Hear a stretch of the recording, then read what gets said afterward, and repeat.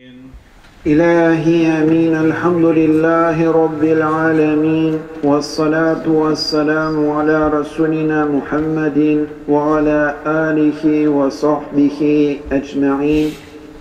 اللهم اجعل القرآن لنا في الدنيا قرينا، وفي القبر منسا، وفي القيامة شفيعا، وعلى صراط نورا، وفي الجنات رفيقا، ومن النار سترا وحجابا، وإلى الخيرات كلها دليلا وإماما.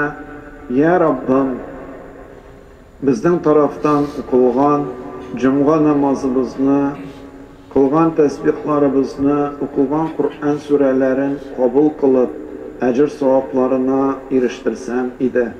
Eğer ibadet kullarımızda hata kimçilikler, yetişmeyen sorunları bulsa, keng rahmetin bilen gafur etsen idi.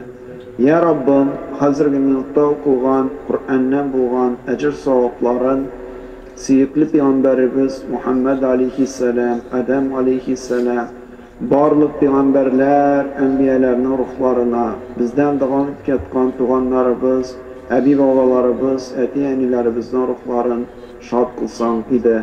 Şula ya Rabbim, mahalle bizden devam etkan üst huzuruna iman bilen köşken, Vigrek'te Abdullah ula Şamil abi, Azat abi, Fuat abi, Nail abiler, İlyas abilerinin Ya Rabbim, ruhların şad kılıp, kabirlerin nurlu etsen idi.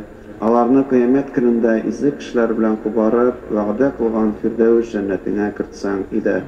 Ya Rabbim, isen bulganlarımızga, barlığına, birliğine inanıp, Müslümanlar bulup, kuşkanlarını ütep, diganlarından tıyılıp yaşayımızı nasip eyle.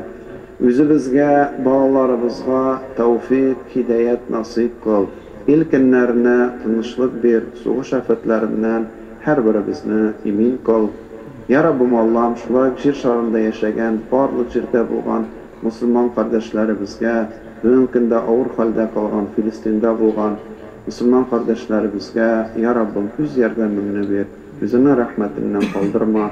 Ya Rabbim Allah'ım, düşmanlarını yollarımızdan al.